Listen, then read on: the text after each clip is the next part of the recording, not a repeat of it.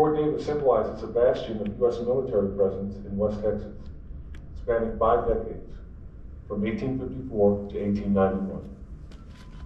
Troops deployed here provided protection for overland immigrant travel and merchant caravans, performed scientific surveys, and served as a deterrent to the tragic struggle of a proud and independent people fighting to retain their culture and lifestyle.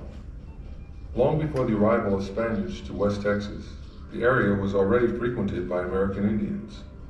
When the conquistadors first explored the region in the 1500s, they found evidence of prehistoric peoples in the form of pictographs and petroglyphs. The first European to pass through the Davis Mountains was San Antonio-El Paso, whose cavalcade entered Olympia Canyon on August 13, 1583. Other entradas sporadically visited West Texas, but the Comanches, and especially the Apaches, both Mescalero and Lipan, bitterly contested the Spanish penetrations into their territory. Not until after the Mexican-American War, however, when the region officially became part of the United States, did large-scale expeditions explore the vast empty parched deserts of West Texas. The discovery of gold in California in 1848 accelerated federal interest in a direct overland route. Just 1 year after the strikes, more than 3,000 travelers braved the desert extremes, lack of water, and collision with Indians in quest of the yellow metal. In 1849, a U.S. military force under Lieutenants William Whiting and William F. Smith pioneered a route which entered the Davis Mountains from the east. Whiting's party followed a sparkling, clear, winding stream, which they named Olympia, to a stand of tall cottonwoods marked with pictographs. Whiting named the setting Painted Comanche Camp. The government, under increasing pressure from the public to provide safe passage and maintain the newly opened San Antonio-El Paso Road, constructed a line of forts. One of the sites selected was situated near Painted Comanche Camp. The Davis Mountain outpost was ideal. It straddled the main east-west artery, possessed abundant water, grass, and wood, and lay in close proximity to the Comanche War Trail, which the warriors used to invade or return with plunder from Mexican villages. In 1854, 6 companies of the 8th Infantry, under Lieutenant Colonel Washington Sewell, established Fort Davis. Named in honor of Jefferson Davis, then Secretary of War, the post was constructed near the mouth of a box canyon below rocky outcroppings near Olympia Creek. The troops utilized local building materials. The first structures consisted of little more than oak and cottonwood slabs nailed against a crude frame. A mixture of mud and grass filled in the spacing between the boards, while the roofs consisted of canvas or thatch. Humble, though comfortable, is how Lieutenant Edward Hartz described the quarters. A less generous enlisted man's appraisal declared simply, "Fort Davis is a poorly built fort." Eventually, some of the temporary shelters yielded to stone buildings, and the fort assumed the appearance of a permanent facility. In 1861, with storm clouds brewing in the east, Fort Davis became a casualty of the American Civil War.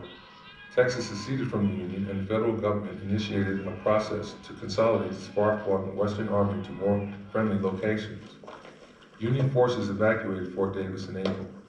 One company of the 2nd Texas Mounted Rifles, following in the wake of the departing Federals, reoccupied the post.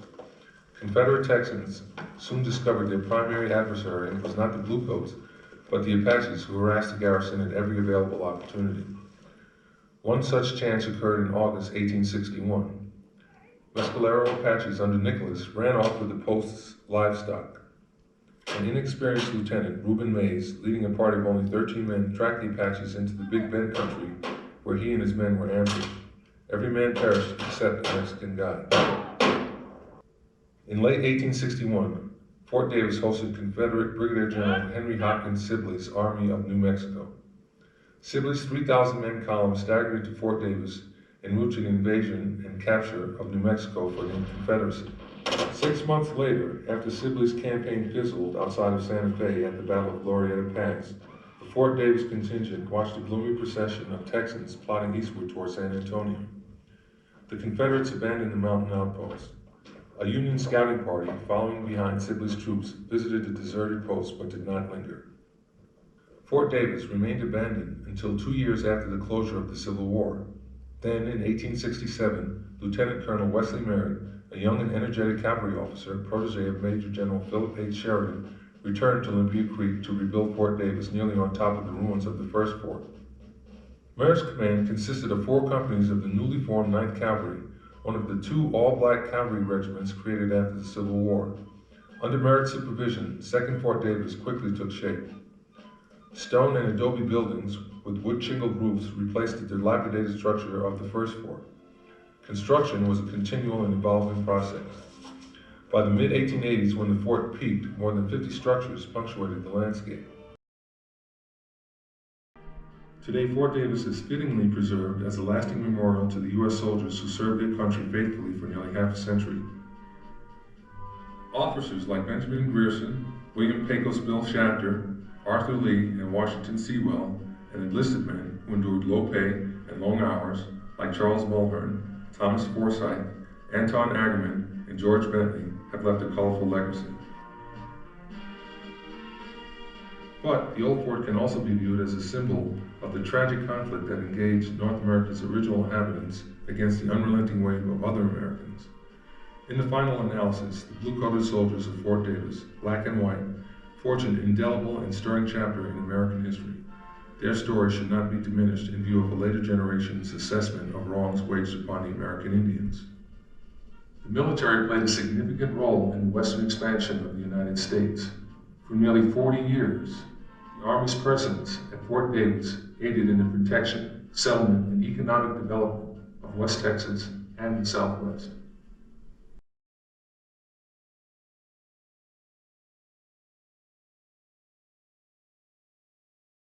Several enlisted men having succumbed to scurvy, I ordered that a garden be planted, so that the men may be assured fresh vegetables.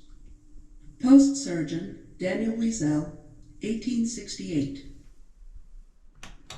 I have examined several cans of salt mackerel, labeled Guernsey and Company's Universal Tin Pale Salt Mackerel, which have been issued to troops at this post in lieu of bacon or fresh beef.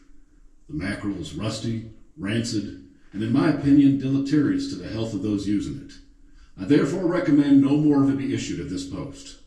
Post Surgeon Paul R. Brown to the Post Adjutant, February 1882.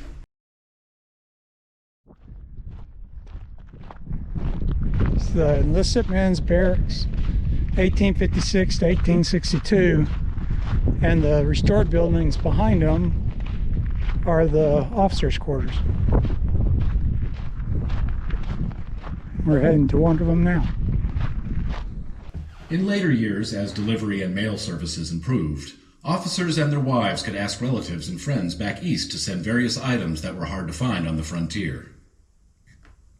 Dear me, I shall be so glad when the supplies come. I'm crazy for some apples. You'll probably have to prepay the freight, and then if you will write me what your expenses in the matter were, I'll refund. We shall enjoy them so. Mrs. Mary Swan Thompson to her mother, November 3rd, 1890. If there be officers or enlisted men in the Army who liked pickled pork well enough to eat it when they can obtain other food, they will have to be found elsewhere than at Fort Davis, Texas. With all due respect, if the commanding general were to spend 1 year or even 1 month at a frontier post, hear the complaints made about pickled pork, he would undoubtedly alter his opinions.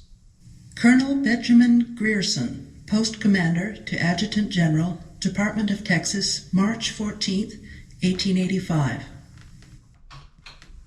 At Fort Davis, we had, at first, to depend entirely upon the subsistence department for our food. There were no settlements in the state within 200 miles, and the only Mexican settlement was Presidio del Norte, which was 100 miles south in Mexico. And they had nothing to sell except watermelons and Mexican sugar. They brought the melons over in ox carts, and they were at least 5 days on the road. But they were readily sold to officers and men at 50 cents apiece, and they were really the best that I have ever seen in any part of the Union. Zenas Bliss Memoirs, 1886. For Bradford, nearly as much food is wasted as is issued in the Army from the ignorance and inexperience of company cooks. Major Thomas M. Anderson, 10th Infantry, 1878. For breakfast, we had beef hash, dry sliced bread and coffee. For dinner, sliced beef, dry bread and coffee. For supper, coffee straight, just dry bread and coffee. The food's very poor. A sergeant stationed at Fort Davis. Hi, I'm just cleaning up. I didn't bring a mask, so I won't come in. Oh, no, don't. All right, good. I didn't realize that. I'm so used to peeking through doors. Yeah, well, I've just finished baking. Are you serious? Yeah, I was cooking in the wood-burning stove. Oh my goodness. And using a recipe that had belonged to Mrs. Grierson, who was the wife of one of the commanders Okay. here. And I'll show you what they look like there. It was a gingerbread, but like cookie with molasses. Yes. But instead of ground ginger, it's ground clove. The Board of Survey, typically made up of 3 junior officers, was charged with monitoring conditions at the fort and reporting their finds. Food was frequently an area of concern. The board found the bacon entirely unfit for issue to the troops, some of it being rotten and most of the balance in wretched condition from exposure during the 71 days it has been on the road from San Antonio. The board are of the opinion that ox carts are not suitable transportation for perishable articles. Report by Captain John French, 25th Infantry, 1st Lieutenant W.H. Hugo, 9th Cavalry, and 1st Lieutenant W.J. Sanborn, 25th Infantry, April 1871. Assorted crackers, 214 pounds, 63 of which were found good. The remaining 151 pounds, old, musty, and wormy, were in original packages, boxes, came well sealed, and the worms must have been in when they arrived at the post. Colonel George Andrews to the Adjutant General, Department of Texas, January 4th, 1875. Sir, I have the honor to inform you that Sergeant Henry Robinson and Private Perry Harris, Company C, 10th U.S. Cavalry, have drawn tobacco for the month of September 1880, for which you will please have charged against each of them 43 cents each.